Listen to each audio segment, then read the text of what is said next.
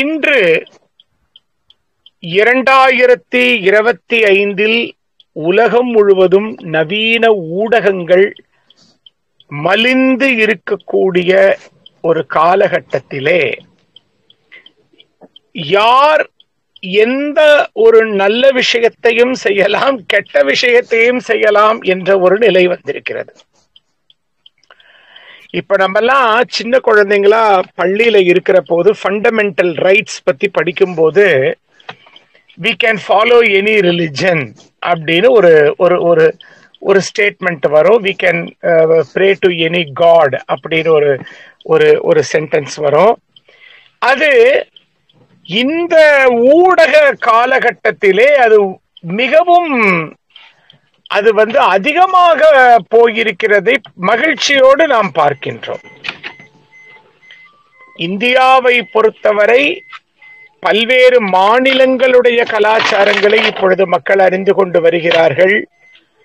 பல்வேறு மாநிலங்களுடைய திருவிழாக்களை எல்லாம் இந்துக்கள் பின்பற்ற ஆரம்பித்திருக்கிறார்கள், வழக்கங்களை பின்பற்ற ஆரம்பித்திருக்கிறார்கள், சடங்குகளை பின்பற்ற ஆரம்பித்திருக்கிறார்கள்.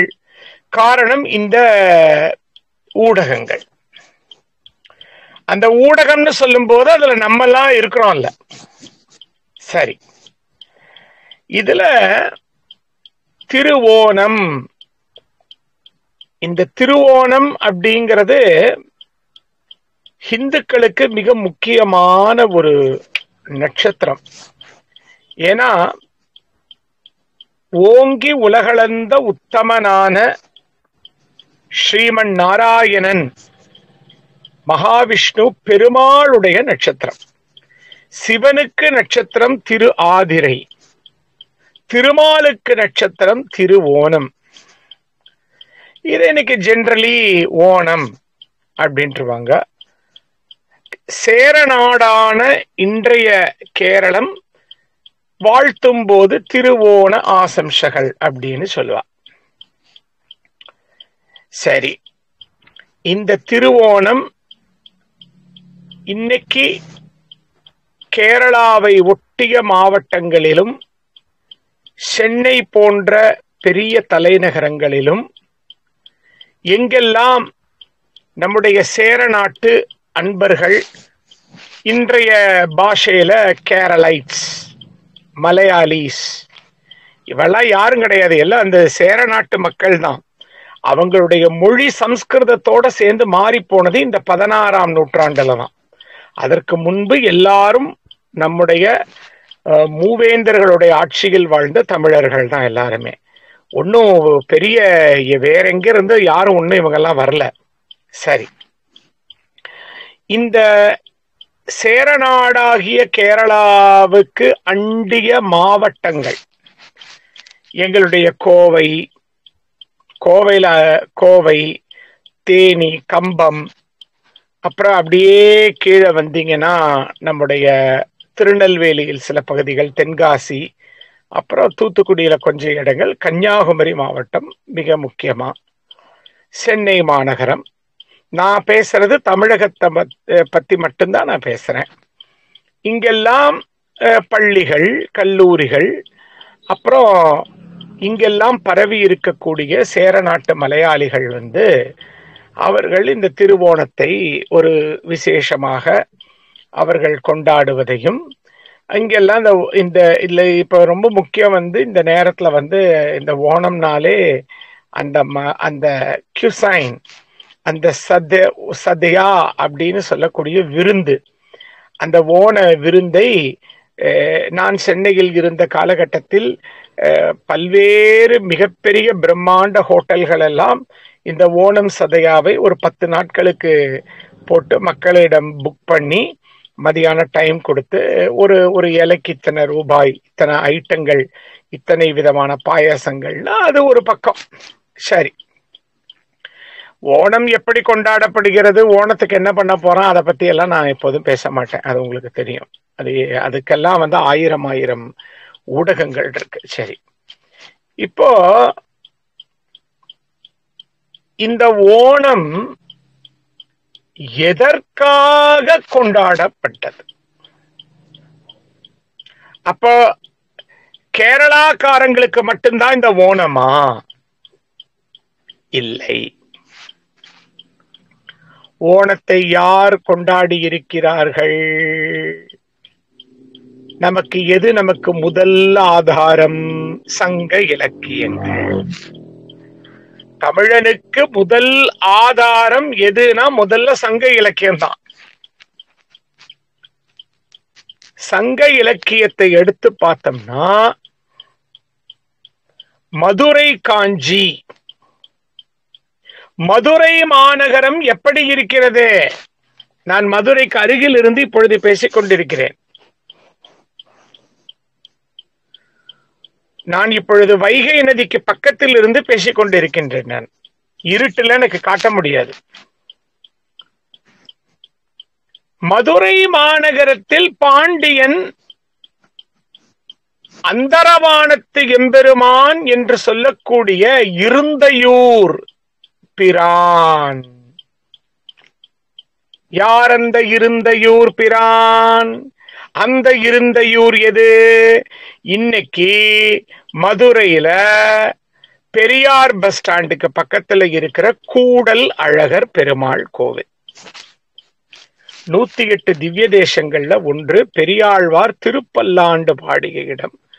கோழியும் கூடலும்னு திருமங்கை ஆழ்வார் பாடியிருக்கிறார். மதுரை என்ற வார்த்தைகளில் வரக்கூடியதை இந்த மதுரைக்கும் சேர்த்து வைத்துக் கொள்ள வேண்டும் என்பார்கள் ஆச்சாரியர்கள். ஆண்டாள் நாச்சியார் மதுரையார் மன்னன் வாசுதேவன் அப்படிங்கிறார். மதுரை புறத்து என்னை உய்த்திடும் என்கிறார். அப்போ இந்த சங்க காலகட்டத்திலே இன்னைக்கு நீங்க மதுரை மாநகரை போய் பார்த்தா ரெண்டா பிரிக்கலாம். பழைய மதுரை, புது மதுரை. புது மதுரைங்கிறது இன்னைக்கு இருக்கக்கூடிய கே நகர், அண்ணா நகர், இதெல்லாம் அல்ட்ரா மாடர்ன் புது மதுரை. நவநாகரீகத்துல மூழ்கி போய்கிட்டு இருக்கிற ஒரு மதுரை. இந்த சங்க காலகட்டத்துல பாஸ்ட் மதுரை. இன்னைக்கு மெட்ராஸ்ல பாஸ்ட் ஏரியா, கோயம்புத்தூர்ல பாஸ்ட் ஏரியா. பணக்காரர்கள், அரசியல்வாதிகள், சமுதாயத்தில் மிகப்பெரிய பொறுப்பில் இருப்பவர்கள், இவங்கெல்லாம் வாழக்கூடிய ஏரியா எதுவாக இருந்தது? இன்றைய கூடலழகர் கோவில், அதை சுற்றி இருக்கக்கூடிய ஒரு 10 தெருக்கள். இதுக்குதான் இருந்தையூர். அது என்ன சார் இருந்தையூர்? இருந்த எந்தை, அமர்ந்த கோலத்தில் வீற்றிருக்கக்கூடிய எம்பெருமான். ரொம்ப பிரம்மாண்டமான பெருமாள், 7 அடி உயரம் பெருமாள். ஸ்ரீதேவி பூமி தேவியோட அமர்ந்த குலத்திலே இருக்கிறார். அஷ்டாங்க விமானம். முதல் தலத்திலே அவர் படுத்த கோலத்திலும், மேல் தலத்திலே நின்ற கோலத்திலும் 3 திருக்கோலத்திலே இருக்கிறார். தாயார் கூடல் நாச்சியார், மதுரை வள்ளி தாயார். அவளை பேச்சு வழக்குல மதுரவல்லி தாயார் அப்படின்ட்டோம். மதுரை மாநகரை விட்டு மகாலட்சுமி பிரிவதில்லைங்கிறார் இளங்கோடிகள். திரு நீங்காத கூடல், திருமகள் விலகாத மதுரை. அந்த மதுரை மாநகரத்தினுடைய திருமாமகள் யாருன்னா இந்த கூடல் அழகினாச்சியார். இந்த இருந்தையூர் எம்பெருமான்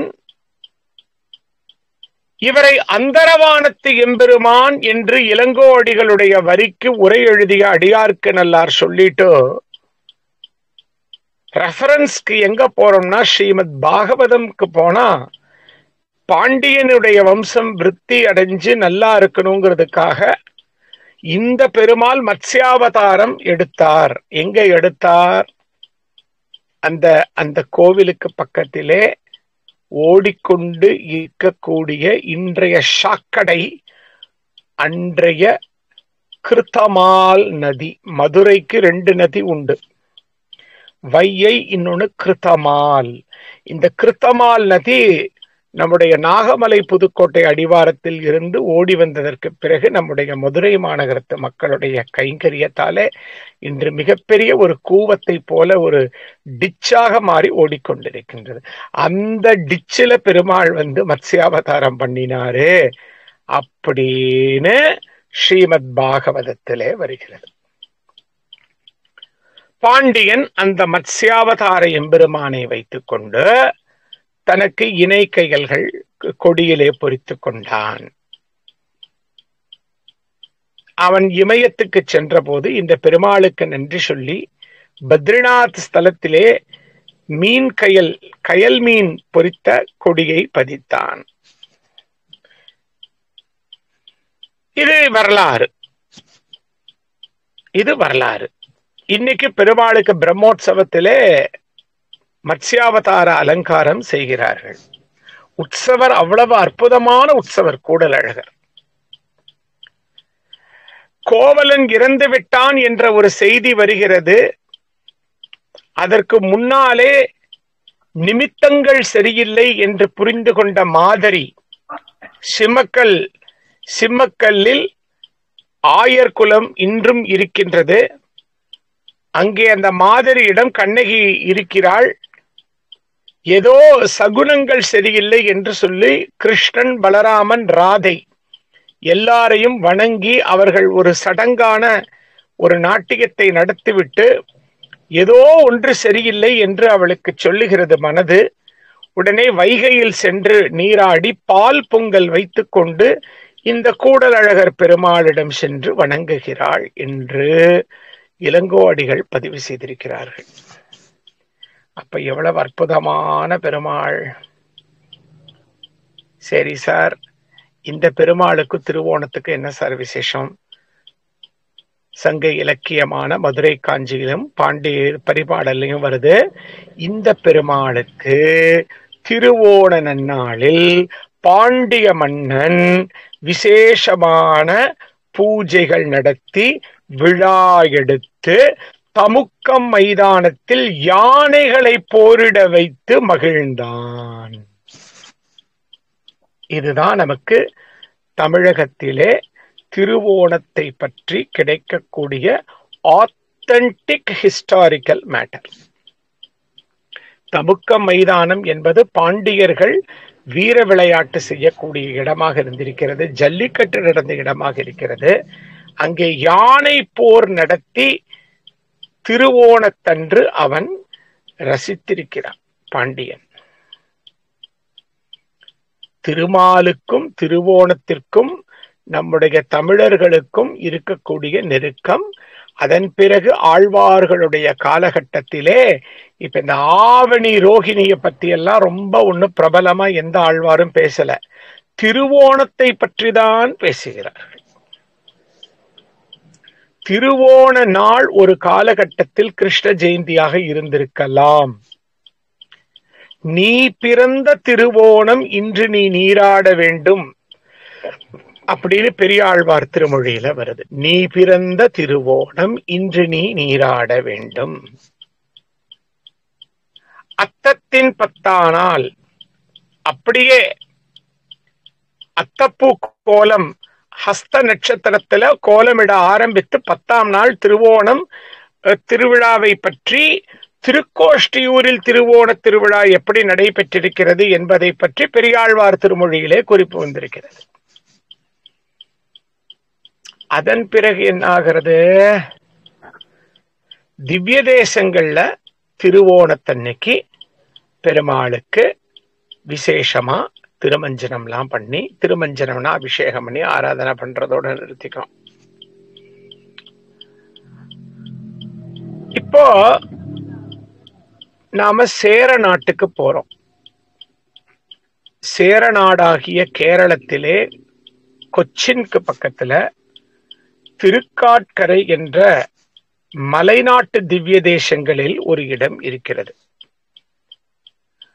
அவர்களுக்கு என்ன புராண நம்பிக்கை என்றால், மகாபலி சக்கரவர்த்தி இந்த இடத்தில் தான் யாகம் செய்தார். இங்குதான் வாமனனாக பெருமாள் வந்து 3 அடி நிலம் கேட்டு திருவிக்கிரமனாக மாறி அவர் ஓங்கி உலகளந்த உத்தமனாக மாறி அவர் இங்கே செய்து அந்த திருவோணம் ஆரம்பித்த இடம் வந்து இந்த திருக்காட்கரை கஷேத்திரம் என்ற ஒரு நம்பிக்கை. சேர மன்னர்கள் ஆட்சி செய்த காலகட்டத்திலே இல்லங்களில் திருவோணம் கொண்டாடப்பட்டதாக தெரியவில்லை. ஒவ்வொரு ஊரிலிருந்தும் மக்கள் 1 மாத காலகட்டத்திற்கு திருக்காட்கரைக்கு வருகை தந்திருக்கிறார்கள். அவரவர் ஊரில் விளைந்த மலர்கள், காய்கறிகள் எல்லாவற்றையும் எடுத்துக்கொண்டு 1 மாத காலம் இந்த திருவோணம் நடந்திருக்கிறது. அதன் பிறகு 10 நாட்கள் ஆகிவிட்டு இன்னைக்கு வந்து ஒரே ஒரு நாள் தான். ரொம்ப தாத்பரியத்தை பின்பற்றவங்க மட்டும் ஒரு 3 நாள். இன்னைக்கு 10 நாள்லாம் கிடையாது. அப்பவும் அங்கேயும் இப்ப என்ன வந்துடுத்துனா ஒரு சோம்பேறித்தனம் வந்துருச்சு. சும்மா வாழை இலை மேல ஒரு பூவை போட்டு அந்த திருக்காட்கரை அப்பன் அப்படின்னு களிமண்ணில் செய்யப்பட்ட திருக்காட்கரை அப்பனாகிய பெருமாள் கூட மகாலட்சுமி கூட பூமி தேவி தாயார் கூட வந்து நம்முடைய மகாபலி சக்கரவர்த்தி வாமனமூர்த்தி 5 பேர்த்தையும் வந்து ஒரு பிரமிடு மாதிரி செய்து அதை இலையில் வைத்து அதோட அதுல வந்து அத்தப்பூல இருந்து ஒழுங்கா போடுறவங்க இருக்கிறாங்க. அது அந்த தாத்பரியத்தை வந்து பின்பற்றக்கூடியவர்கள் வந்து இன்னைக்கு நிறைய பேர் இல்லை. இன்னைக்கு வந்து ஓணம் எப்படி ஆயிடுச்சுன்னா ஒரு என்ஜாய்மெண்ட் ஃபெஸ்டிவல், அவ்வளவுதான். Sorry to say. நமக்கு இப்ப தீபாவளி மாதிரி இப்ப ஏதோ கொஞ்சம் மாறிட்டு வரும். தீபாவளியை பத்தி பேசும்போது நான் பேச போறேன். Deepavali is not just enjoy. Deepavali என்பது வெறும் கொண்டாட்டம் ஆன பத்திரிகை, இது திருவிழா கிடையாது, பண்டிகை கிடையாது. அதனுடைய தாத்பரியம் வேற. ஓணம் என்பது வெறும் ஒரு மலர்கோலம் அணிந்து கொண்டு பட்டாடை அணிந்து கொண்டு வாட்ஸ்அப்ல செய்தி போட்டுட்டு விதவிதமா பாயாசம் சாப்பிட்டுட்டு இருக்கிற பண்டிகை அல்ல. அப்போ ஓணத்தோட தத்துவம் என்ன? ரொம்ப சிம்பிள். மகாபலி சக்கரவர்த்தி யாருக்காக நரசிம்மாவதாரம் பெருமாள் பண்ணினார்? பிரகலாதன். பிரகலாதனுடைய பேரன் பக்திமான், ஸ்ரீமன் நாராயணனிடத்திலே சிறந்த பக்தி உடையவன். ஆனா அவனுக்கு குரு யாருன்னா எப்போதும் கெட்ட வழியில் சுகத்தை அனுபவிக்க சொல்லிக் கொடுக்கக்கூடிய, அசுரத்தன்மையை சொல்லிக் கொடுக்கக்கூடிய சுக்கிரன், சுக்கராச்சாரியர். அவர் சொல்றாரு, அடே பெருமாளே உங்க தாத்தாக்கு வந்து அவதாரம் பண்ணி வந்திருக்காருன்னா நீ சர்வலோகத்தையும் ஆளக்கூடிய ஒரு வம்சாவளிட. இந்த கூட இருந்து கெடுக்கிறான் பாத்தீங்களா, அவன் தான் அதிகம். அவன் கிட்டதான் நம்ம ரொம்ப ஜாக்கிரதையா இருக்கணும். அவன் சொல்றான் சுக்கராச்சாரியார் வாமன புராணத்துல, உங்க தாத்தாவுக்காகவே பெருமாள் வந்தாருடா. அப்ப நீ எப்பேற்பட்ட ஒரு வம்சம்டா, இந்த உலகத்தையே நீ கட்டி ஆளணும்டா. நீ அதை விட சொன்னா உலகத்தை கட்டி ஆள்றதுன்னு எல்லா உலகத்துக்கும் நீதான்டா.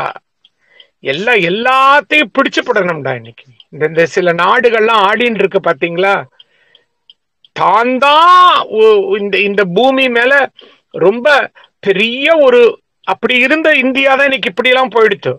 ஏன்னா மன்னர்களுடைய தலைகணம். எந்த நேரத்துல எந்த நாடு எப்படி சீரழியும்னு யாருக்கும் தெரியாது. அப்போ சரி என்ன பண்ணலாம், அவனுக்கு ஒரு ஆசை வந்தது. என்ன பண்ணலாம்? பெரிய யாகம். ஏன்னா பாக்ய சக்தியை தரக்கூடிய ஒரு யாகம் பண்ணணும், பூஜை பண்ணணும். அப்போ யாகம் பண்றா. அப்போ எல்லா நாட்டு அரசர்களும் மக்களும் இறைவனிடம் ஒரு பிரார்த்தனை வைக்கிறார்கள். இப்படி எல்லா நாட்டையும் ஒரு அரசனை ஆட்சி பண்ணினா அப்ப மத்தவனுக்கெல்லாம் என்ன வேலை? அவன் நாட்டுல என்ன வேலை? பகவானே நீங்க காப்பாற்றணும். இந்த பேராசை பிடித்த அரசனிடம் இருந்து காப்பாற்ற வேண்டும். இதெல்லாம் நீங்க லைஃபோட இப்ப நீங்க தொடர்பு படுத்தணுங்கிறேன் நான். அப்போ அத்ரி மகரிஷிக்கும் அதித்தி அம்மையாருக்கும் மகனாக வாமனன்னா குள்ளன், டுவாஃப், மாற்றுத்திறனாளி. அவர் அந்த அழகா வரைகிறதெல்லாம் நம்ம சும்மா நம்மளா போட்டுக்கிறது. அவர் ஒரு மாற்றுத்திறனாளி, குள்ளன். வாமனன்னா குள்ளன். வாமன ஜெயந்தி தனியாக முன்னால வருகிறது ஸ்ரவண மாசத்துல, இந்த மாசத்துல. அப்போ அவர் வளர்ந்து குள்ளன், அந்த வாமனன் வரார். அப்போ மகாபலி தான தர்மங்கள்லாம் ஹோமத்துல எல்லாம் பண்றா.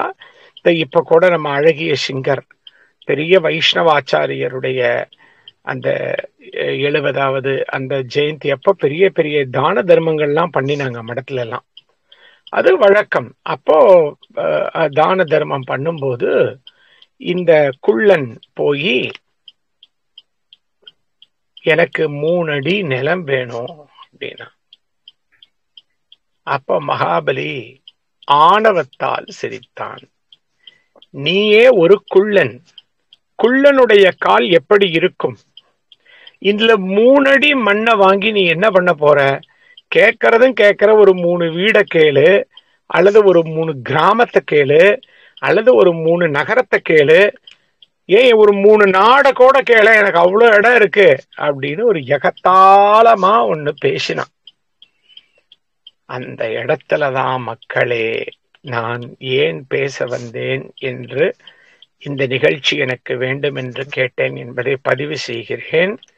இக்கால மக்களுக்கு இஎம்ஐ வாங்கி வீணாய்ப்பு கொண்டிருக்கக்கூடிய மக்களுக்கு, கட்டி எல்லாவற்றையும் கொண்டு போய் நிலத்திலையும் நகையிலையும் போட்டு கொண்டிருக்கக்கூடிய மக்களுக்கு, மிக முக்கியமா ரியல் எஸ்டேட்ல போட்டு கொண்டிருக்கக்கூடிய மக்களுக்கு, 18 வயசுலயே வீட்டை கட்டி போட்டு வாழ்நாள் முழுக்க இஎம்ஐ கட்டி கொண்டிருக்கக்கூடிய மக்களுக்கு, ஒரு பெரிய அபார்ட்மெண்ட் இருந்தாதான் கல்யாணம் பண்ணிப்பேன்னு சொல்லி கொண்டிருக்கக்கூடிய ஆண்கள், அப்படிப்பட்ட ஒரு ஆணைதான் கல்யாணம் பண்ணிப்பேன்னு சொல்லி கொண்டிருக்கக்கூடிய இந்த நவநாகரிக யுவதிகளுக்கெல்லாம் ஒரு செய்திய சொல்றான். 3 அடி நிலத்தில் திருப்திப்படாதவனுக்கு 3 உலகங்களை தந்தாலும் அவன் திருப்திப்பட மாட்டான் மகாபலி. இதுதான் திருவோண நாளுடைய message.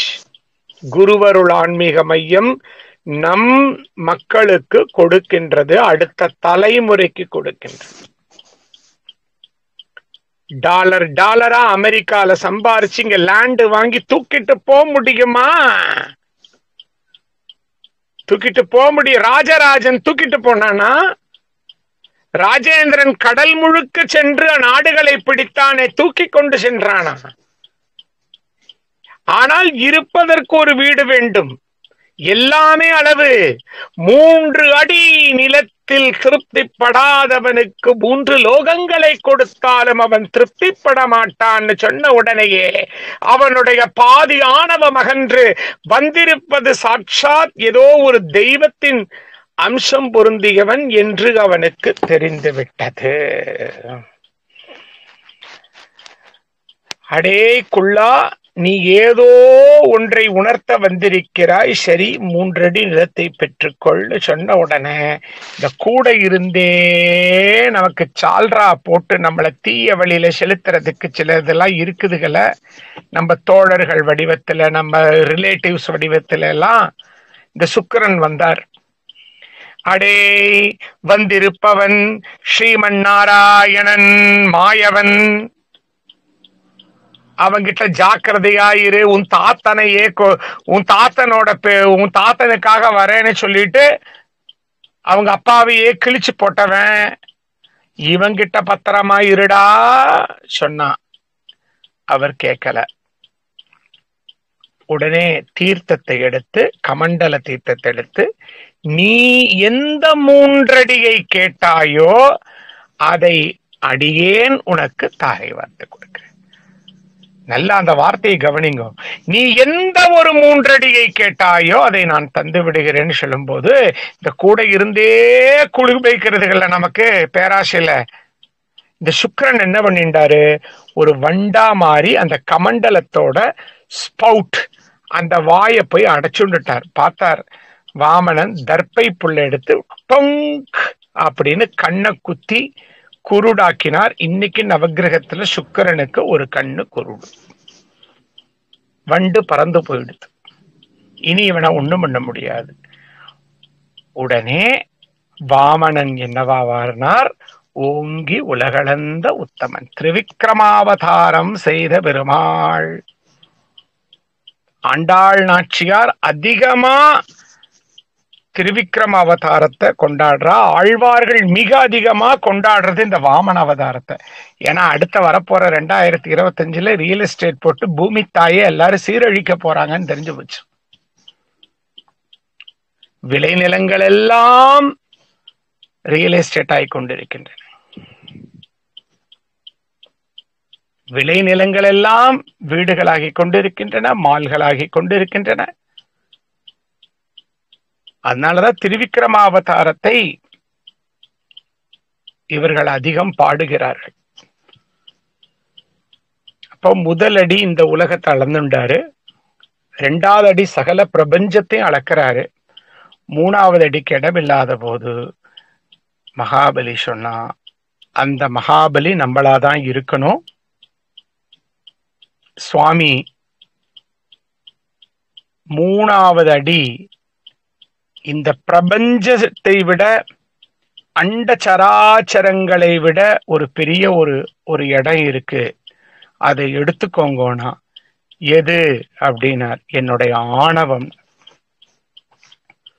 My ego, my ego, என்னுடைய ஆணவம், என்னுடைய கர்வம், என்னுடைய அகந்தை, இவையெல்லாம் இந்த அண்ட சராச்சரங்களை விட பெரியதாக இருக்கிறது, அதை எடுத்துக்கொள்ளுங்கள் என்று தலை வணங்கினான். அப்படியே பாதத்தை பதித்து அந்த ஆணவத்தை விளக்கினார். அதை குறியீடாக காட்டுறதுக்காக அவனை இன்னொரு உலகத்துக்கு அனுப்பிச்சார். அவன் ஆணவம் அகன்றது, அவ்வளவுதான். அவன் ஆணவம் அகன்றது. அவன் மீண்டும் அவனுடைய அரச பதவியை பெற்றான். அதை நம்ம ஒரு சம்பிரதாயமா சொல்லும் போது எப்படி சொல்றோம்? அவனுக்கு நீ வருஷத்துக்கு ஒருக்கா நீ சேர நாட்டுக்கு வந்துக்கோ, அன்னைக்கு மக்கள் எல்லாம் உனக்கு ஓணம் சதையா வச்சு எல்லாம் கொண்டாடுவாங்க. அதெல்லாம் நம்ம சேர்த்துக்கிட்டதெல்லாம். அவன் மீண்டும் அந்த ஆணவம் அகன்றவுடன் அவனுக்கு வாழ்வில் சகலமும் கிடைத்தது. அவன் எப்போ உங்களுடைய ஆணவம் அகன்று, சோம்பல் அகன்று, நீங்கள் போதும் என்ற மனதோடு நீங்கள் வாழ ஆரம்பிக்கிறீர்களோ, நீங்கள் எடுத்த காரியம் அனைத்தும் சித்தியாகிறது என்பதை திருவோணம் உணர்த்துகிறது. இதுதாங்க ஓங்கி உலகளந்த உத்தமன் நமக்கு சொல்ற கீதை. கீதைனா உண்மைன்னு அர்த்தம். மகாபலி சொன்னது இதுதான். திருப்தி பட்டுக்கோங்கோ. Whatever you have, be satisfied. அதுக்காக முயற்சி பண்ணாதீங்கன்னு நம்ம சொல்லல. ஆனா இன்னைக்கு என்ன நடந்துகிட்டு இருக்குன்னா, இப்போ 2000வது வருஷத்துல நாங்க சென்னை போன போது ECR கொண்டு வந்தாங்க. இப்ப நான் போன 3 நாளுக்கு முன்னால சென்னையில இருக்க ECR பார்த்தா ஒரு துபாய் மாதிரி இருக்கு. எல்லாமே பிராண்டட் ஐட்டம்ஸ் போட்டு அதை மக்களுக்கு கொண்டு கொடுத்து வணிகம் பண்ணி காசு பண்ணி மோகிக்க வைக்கிறது. நீ இப்படிப்பட்ட ஒரு வீட்டுல தான் இருக்கணும், நீ இப்படிப்பட்ட ஒரு ஆடையை தான் அணியணும், நீ இப்படிப்பட்ட ஒரு கம்மல் தான் போட்டுக்கணும், நீ இப்படிப்பட்ட ஒரு உணவை தான் ஸ்விக்கியோ மத்தவ ஜொமேட்டோ நான் அது சொல்றதுதான் நம்ம சாப்பிடுற ஒரு லெவலுக்கு வந்திருக்கோம். அப்போ இதெல்லாம் பொருளாதார முன்னேற்றம்னுலாம் நம்ம ஆன்மீகத்துல பார்க்க முடியல. மோகத்தை உற்பத்தி செய்து கொண்டிருக்கக்கூடியது. அந்த மோகத்துக்கு அடிபட்டு கொண்டு இருக்கிறார்கள் நம்முடைய மக்கள். ஆனா உழைக்கிறதுக்கு யாரும் தயாரா கிடையாது. உழைக்கிறதுக்கு தயார் கிடையாது, ஸ்ரத்தையோட வேலை செய்யறதுக்கு தயார் கிடையாது. ஆனா மோகம் விட்டது. மகாபலியை போல எல்லாமே எனக்கு இருக்கணும், கையில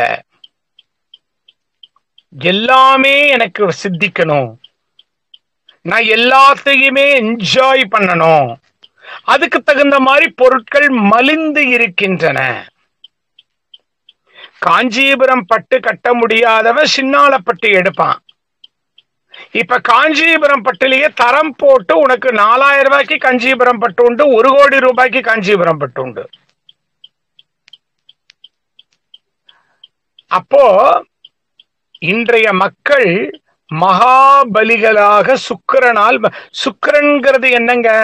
சுக்கிரன்கிறது எந்த வழியில வேணாலும் நீ புலன் இன்பத்தை அனுபவிக்கலாம், பொருளை நீ அனுபவிக்கலாம்னு சொல்ற அசுர சக்தா சுக்கிரன். இன்னைக்கு அந்த சுக்கிரனுடைய ஆதிக்கத்துல இந்த பூமி இருக்கிறது. அதுல ஆன்மீகத்துல பயிற்சி பெற்று குருவருள், குலதெய்வ அருள், முன்னோர்கள் அருள்ல பக்குவம் அடைஞ்சவன் தான் ஓரளவுக்கு வெளியில வர முடியும். இல்லைன்னா நம்மளும் இந்த குழிக்குள்ள விழ வேண்டியதான். என்னுடைய ஒரு அன்பர் பெங்களூர்ல இருந்து சொன்னாங்க, ஒரு அம்மையார், சார் வர வர வரலட்சுமி நோன்பெல்லாம் உண்மைதான், வரலட்சுமி நோன்பை நிறைய பேர் கும்பிட ஆரம்பிச்சிருக்காங்க, ஆனா இப்ப பந்தா விடுறதுக்காகவே கும்பிட ஆரம்பிச்சிருக்காங்க. அங்கதான் இப்ப நம்ம மகாபலியை கொண்டு பார்க்க வேண்டியது இருக்கு. இப்போ மெட்ராஸ்க்கு போய் பார்த்தா ஆன் த வே பல ஊர்கள்ல விநாயகர் சிலைகளை பார்த்தோம், அளவா வச்சிருக்காங்க. ஐயோ நம்ம பாம்பே மாதிரி பாம்பேல வைக்கணும்னு அவசியம் இல்லை. 100 அடி 38 அடி எல்லாம் வச்சு கொண்டு போய் கடல்ல போட்டு நாசகதி பண்றது. பாம்பேவை பார்த்து நம்ம பண்ணணும்னு அவசியம் கிடையாது. கல்கட்டாவை பார்த்து நம்ம 50 அடிக்கு துர்கையெல்லாம் வச்சு கொண்டு போய் நாசம் பண்ணணும்னு அவசியம் கிடையாது. நமக்கு சம்பிரதாயங்கள் இருக்கின்றன, இயற்கையோடு இணைந்த சம்பிரதாயங்கள். அந்த இயற்கைக்கு ஊறு விளைவிக்காத சம்பிரதாயங்கள். களிமண்ணுல மட்டும்தான் பொம்மை பண்ணினா, உலோகத்துல பண்ணினாங்க, வுட்டுல பண்ணினாங்க, இன்னைக்கு பேப்பர் மேஷ் வந்துருச்சு, பாலிரெசின் வந்துருச்சு, என்னென்னமோ வந்துருச்சு. இன்னைக்கு எதுல வேணாலும் பொம்மை பண்ணி நவராத்திரி குழுல வைக்கிறாங்க. அத ஒரு பக்கம் டெக்னாலஜின்னு நீங்க பார்த்துட்டாலும், இன்னொரு பக்கம் இயற்கைக்கு ஊறு விளைவிக்காதபடி ஆன்மீகம் செல்ல வேண்டும். பாறையெல்லாம் வெட்டி சிலை செய்யறான், 150 அடி பெருமாளுங்கிறான், 80 அடி அம்மன்கிறான், 100 அடி முருகன்கிறான். அந்த பாறையை வெட்டும் போது நாம் யோசிக்க வேண்டும். இது என்னுடைய தனிப்பட்ட கருத்து. அவ்வளவு பெரிய பாறையை நாம் உடைக்கலாமா? இருக்கிற கோயில்களை நம்ம காப்பாற்றணும். இன்னைக்கு எத்தனையோ கோயில்கள்ல நைவேத்தியமே கிடையாது. சுவாமிக்கு ஒரு மணம் துண்டு கூட இல்லாத கோயில்கள் எவ்வளவோ இருக்கு. சோழர் காலத்து கோயில், பாண்டியர் காலத்து கோயில் எல்லாம் எவ்வளவோ இருக்கு. ஒரு உற்சவம் கூட நின்று போய் 100 வருஷமான கோயில் எல்லாம் உண்டு. அப்போ இப்ப ஓங்கி உலகளந்த உத்தமன் நமக்கு என்ன சொல்றாருன்னா, முதல் லெசன் திருப்தி படுங்க. ஒரு மாணவன் இருந்தார் எனக்கு, ஐ ஹேட் மை மதர் அப்படின்னு. ஒரு நாள் ஏண்டானே, சார் நான் மேக்ஸ்ல ரொம்ப வீக்கு, நான் கஷ்டப்பட்டு டியூஷனுக்கு போய் படிச்சு நான் பாஸே ஆக மாட்டேன், இந்த வாட்டி நான் 55 மார்க் வாங்கியிருக்கேன், எங்க அம்மா கிட்ட கொண்டு போனா நீயே 90 வாங்கலன்னா ஐ ஹேட் ஹர் அப்படின்னு. அப்படிப்பட்டவர்களாக நாம் இருக்கக்கூடாது. தம்பி பாஸ் பண்ணிட்டியாடா, சரிப்பா, இன்னும் நீ முயற்சி பண்ணினா இன்னும் கொஞ்சம் வாங்கலாம்ப்பா. நீ அப்படிப்பட்ட ஒருத்தராக நம்ம இருக்கணும் நம்ம மனசுக்கு. ஆதிபராசக்தி படத்துல அந்த எஸ்.என். வரலட்சுமி கேரக்டர் தான் ஆதிபராசக்தியா வருவாங்க. அவங்க அந்த மீனவர் சமுதாயத்துக்கு காட்சி கொடுக்குற எபிசோட பாருங்க. என்கிட்ட இல்லாதது ஒன்னே ஒண்ணுதான், அது உங்ககிட்ட இருக்கு. நான் என்னன்னு கேட்ட, திருப்தி. போதும் என்ற மனமே பொன் செய்யும் மருந்து, அது என்னால தர முடியாதுங்க அம்மா. அதுதான் ஆன்மீகம். எனக்கு இது போரும், இந்த வீடு போரும், இந்த வாசல் போதும். நம்ம இருக்கிற எனர்ஜியை குடும்பத்தை காப்பாத்தி நல்லா கொண்டு ஆன்மீகத்துல போட்டு மோட்சத்துக்கு போகிறதுக்கு பார்க்கணும். அப்போ 8 லட்சுமிகள்லயும் நம்ம பேலன்ஸ்டா இருக்கணும். அப்ப அந்த ஆணவம் அகன்று வரும்போது அவளுக்கு மீண்டும் அந்த ராஜ்யம் சித்தித்தது. நமக்கு ஆணவம் எப்ப அகலும்? போதுங்கிற மனம் வரும்போது அகன்றும். திருப்திப்பட்டு கொள்ள வேண்டும். நமக்கு இவ்வளவுதான். ஒரு காலகட்டத்திலே நான் தினமும் ஒரு கிருஷ்ணா ஸ்வீட்ஸ் மைசூருப்பா சாப்பிடுபவன். இப்ப நான் இனிப்பை தொட்டு 4 வருஷம் ஆச்சு. போதும், பகவான் இனி தொடக்கூடாதுன்னு சொல்லிட்டார். அதை சாப்பிட்டா நம்ம உடம்பு என்ன படும் நமக்கு தான் தெரியும். இத்தனை வருஷம் சாப்பிட்டாச்சுல, போறோம் அவ்வளவு.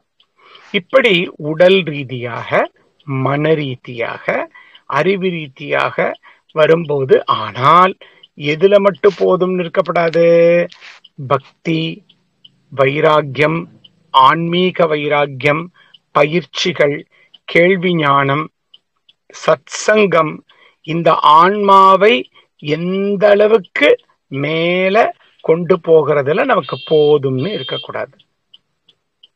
ஒரு லலிதா சகஸ்ரநாம சொல்லியாச்சு, முடிஞ்சு போச்சு. போட்டு சீரியல் போட்டு உட்காரு. இருக்காங்க என் ஃபேமிலியிலேயே. காலையில ஒரு லலிதா சகஸ்ரநாமம் சொல்லி, ஒரு விஷ்ணு சகஸ்ரநாமம் சொல்லி, ஒரு ஒரு ஒரு 108 வாட்டி ஸ்ரீராம ஜெயம் எழுதியாச்சுன்னா அதோட முடிஞ்சு போச்சு. அப்புறம் சீரியல் ஆரம்பிச்சிடும், அவ்வளவுதான், நைட்டு 10 வரைக்கும். அது இல்லை. எங்கெல்லாம் நம்மளால முடியும், இந்த வயசுல நம்ம எங்கெங்கெல்லாம் போகலாம், எவ்வளவு நல்ல மனிதர்களை போய் பார்க்கலாம். இன்னைக்கு எங்கேயுமே போக வேண்டாம், செலவு பண்ண வேண்டாம். இந்த மாதிரி ஒரு அமைப்போட இணைத்து கொண்டு விட்டால் நமக்கு எவ்வளவு விஷயங்கள் தெரிந்து கொள்ளலாம். இதெல்லாம் தாங்க இந்த ஓங்கி உலகளந்த உத்தமன் நமக்கு திருவோணத்துக்கு சொல்றார். அதுல மலர்கோலம் அப்படிங்கிறது எண்ணம். இந்த மனம் என்பது மலர் போன்றது, வாசம் உடையது. பூர்வ ஜென்மத்தினுடைய வாசனை, கர்ம வாசனையாலே பிறப்பெடுத்திருக்கிறது. இதை நாம் விலக்கிக் கொள்ள வேண்டும் என்றால் இறைவன் முன்பு நாம் நல்ல செயல்கள் என்ற கோலமிட வேண்டும். அது மலர் கோலம்ங்கிறது வெறும் மலர்களால் அலங்கரிக்கப்படக்கூடிய கோலம் அல்ல. ஒண்ணு இல்ல, திருவோணத்தன்னைக்கு காலையில நீங்க எந்திரிச்சு குளிச்சுட்டு விளக்கேத்தி துளசி தீர்த்தம் வச்சு தேங்காய் பழம் வச்சு உங்க வீட்டு வாசல்ல ஒரு பூவுல கோலம் போட்டு பெருமாளையும் மகாலட்சுமியையும் திருப்தி வடிவான மகாபலியையும் வீட்டுக்குள்ள கூட்டிட்டு ஒரு விஷ்ணு சஹஸ்ரநாமம் சொல்லுங்க, இல்ல விஷ்ணு அஷ்டோத்திரம் சொல்லுங்க, இல்ல ஒண்ணுமே வேண்டாம், திருப்பல்லாண்டு சொல்லி திருப்பாவை சொல்லுங்க, முடிஞ்சு போச்சு. திருப்பாவைய மார்கழியில தான் சொல்லணுங்கிறதெல்லாம் ஒண்ணுமே கிடையாது. அது சாட்சாத் பூமி தேவி நமக்கு இறைவனை வணங்குவதற்காக பாடி வைத்த 30 பாடல்கள். நானா டெய்லி சொல்றேன். திருப்பாவை சாட்சாத் மகாலட்சுமியான பூமி தேவி தன் வாயால சொன்னது இந்த ஜென்மத்துல மனிதனாக பிறந்து. அப்போ பண்ணி நம்மளால என்ன முடியுமா, இன்னைக்கு ஒரு ஏழைக்கு கண்டிப்பா அதாவது அந்த ஓணத்தன்னைக்கு ரொம்ப முக்கியம் அந்த ஓண சத்தியா அப்படின்னு அந்த விருந்து எதுக்குன்னா, இந்த இந்த இந்த ஏழை எளியவர்கள், உழைப்பாளிகள், வயலில் வேலை செய்பவர்கள், இவங்களுக்கு தான். இன்னைக்கு நம்ம வச்சு வாரி வழங்கி உள்ள போட்டுக்கிட்டு அடுத்த நாள் இன்ஜெக்ஷன் போட்டுக்கிட்டு இருக்கோம். அது கிடையவே கிடையாது. இன்னைக்கு கேரளால மிகப்பெரிய மாநகரங்கள்ல வருஷத்துக்கு 365 நாள் ஓண சத்தியா வைக்கக்கூடிய ஹோட்டல்ஸ் எல்லாம் வந்தாச்சு. நானே சாப்பிட்டிருக்கேன். ஏன்னா வேற மாநிலத்தில இருந்து வரவங்க, வேற நாடுகள்ல இருந்து வரவங்களுக்கு ஓணம் இல்லாத காலகட்டத்திலே வந்தா ஓண சத்தியா அது ஒரு பெரிய ஒரு கலைதான். அன்னபூரணியை பல்வேறு விதமாக சமைத்து பரிமாறி எல்லாரும் ஒண்ணு சேர்ந்து கூடியிருந்து குளிர்ந்தேலோர் எம்பாவாயா சாப்பிட்டு அது ரொம்ப அற்புதமான ஒரு இதுதான். ஆனா அங்க என்ன வேணும்னா அறம் வேண்டும். நமக்காக உழைத்தவர்களுக்கெல்லாம் நாம் நம்மால் முடிந்ததை செய்ய வேண்டும். இப்ப எங்க ஸ்கூல்ல மலையாளிஸ் 3 பேர் இருக்காங்க. இந்த ஓணத்துக்கு அவங்களுக்கு விசேஷமா ஒரு சம்பளம் நாங்க தந்துருவோம். நீ என்ன வேணாலும் பண்ணிக்கோ, உன் உழைப்பு, உன்னுடைய திருவிழாக்கு நீ உனக்கு மதிச்சு இந்த சம்பளத்தை நாங்க தரோம், வச்சுக்கோ. அப்போ நமக்காக உழைப்பவர்களுக்கு நாம் அறம் செய்ய வேண்டும். அடுத்தது அந்த வெண்பட்டு. ஆக்சுவலா ஆதி காலத்துல எல்லாருமே வெள்ளதான் கட்டிட்டு இருந்தாங்க, சரஸ்வதியோட இதுவா. அந்த வெண்பட்டுங்கிறது மனதினுடைய தூய்மை, உடலினுடைய தூய்மை, அறிவினுடைய தூய்மை தான். இன்னைக்கு வெண்பட்டு மாதிரி என்னென்னமோலாம் வந்துருச்சு, அது வேறு. அந்த ஒரு கசவுன்னு பேரு, ஓணக்கசவு அப்படின்னு பேரு. ஓணத்துக்காகவே நெய்யப்படக்கூடிய பருத்திப்பட்டு, அந்த பொன். அப்போ அந்த தூய்மையாக இருந்தால்தான் லக்ஷ்மி வரும் என்பது அர்த்தம். அது அந்த மாநிலத்துக்கிட்ட இருந்து நம்ம கத்துக்கிறோம். சரி, அப்ப ஓங்கி உலகளந்த உத்தமன்னு நீங்க சொல்றீங்களே சார், இது கேரளா தானே? இல்லை, கர்நாடக மாநிலத்து மக்கள் தீபாவளிக்கு ஓங்கி உலகளந்த உத்தமன் ஹிஸ்டரிய தான் அவங்க தீபாவளின்னு கொண்டாடுறாங்க. எப்படி?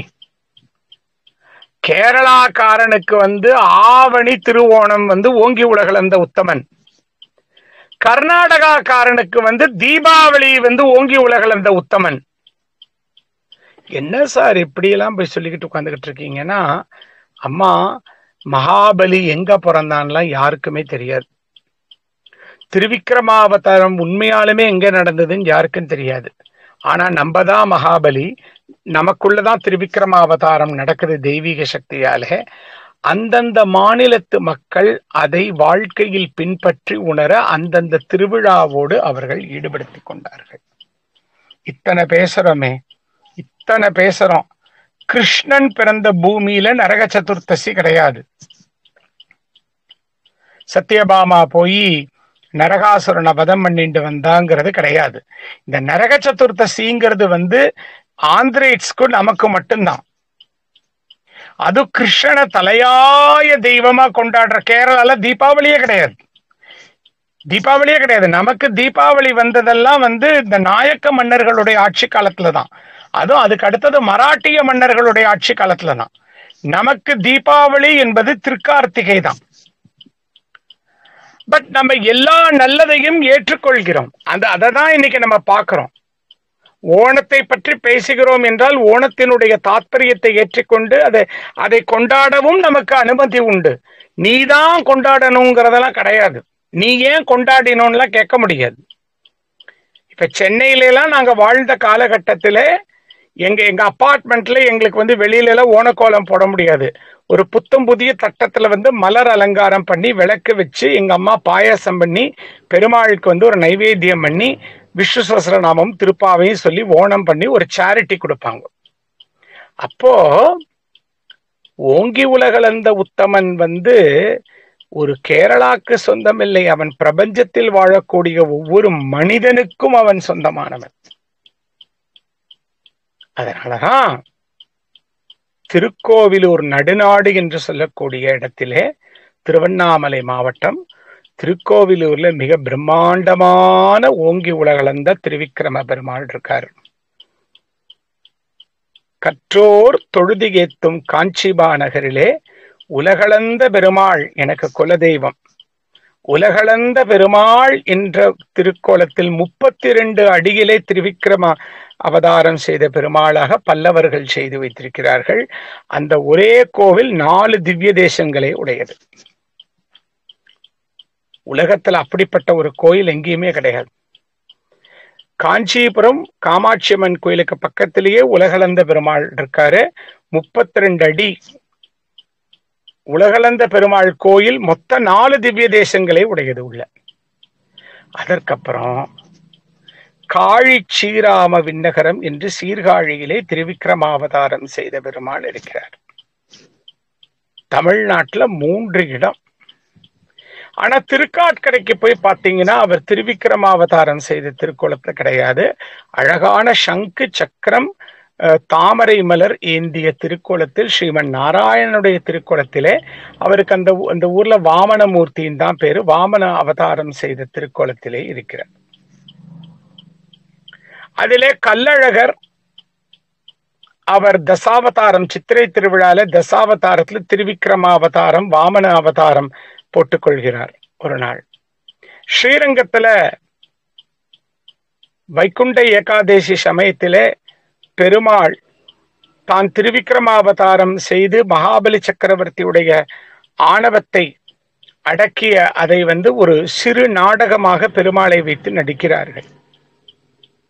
சோ இத்தனை விஷயம் இந்த ஓணத்துல இருக்கு. சரி, நம்ம என்ன பண்ணலாம்? ஓணத்துக்கு முந்தின நாள், அதாவது செப்டம்பர் 4 ரொம்ப முக்கியமான ஒரு நாள். அன்னைக்கு வீட்டை சுத்தம் பண்ணலாம். பச்சரிசி மாவுல பூஜை ரூம்ல ஒரு சின்ன கோலம் போட்டு வாழை இலை வச்சு அதுல பூ வச்சு களிமண் இருந்தா களிமண்ணுல திருக்காட்கரை அப்பன் நீங்க செஞ்சு திருக்காட்கரை அப்பன்னு நீங்க கூகுள்ல போடுங்க, அதோட ஃபிகர்ஸ் வரும். இன்னைக்கு ஆன்லைன்ல உட்டன் திருக்காட்கரை அப்பன் கிடைக்கிறது. ஆன்லைன்ல ஆர்டர் பண்ணா வந்து விடுறது. 5 பீஸு. அதை வச்சு அன்னைக்கு ஒரு பழம் வச்சு ஒரு நைவேத்தியம் பண்ணி பூஜிங்க. ஓணத்தன்னைக்கு காலையில துளசி தீர்த்தம், ஒரு பாயாசம் பண்ணி உங்களால என்னென்ன முடியுமோ பண்ணிட்டு ஒரு விஷ்ணு சஹஸ்ரநாமம், ஒரு லக்ஷ்மி அஷ்டோத்திரம் இதெல்லாம் செஞ்சு கூட பெருமாளுக்கு என்னென்னலாம் நீங்க எந்த லாங்குவேஜ்ல வேணுமோ பண்ணி ஒரு நல்ல சாப்பாடு ஒன்று பண்ணி ஒரு ஏழைக்கு ஒரு சேரிட்டி கொடுத்து கொண்டாடுங்க. அதுக்கு அடுத்த நாள் பூஜையை வந்து நீங்க முடிச்சுக்கோங்க.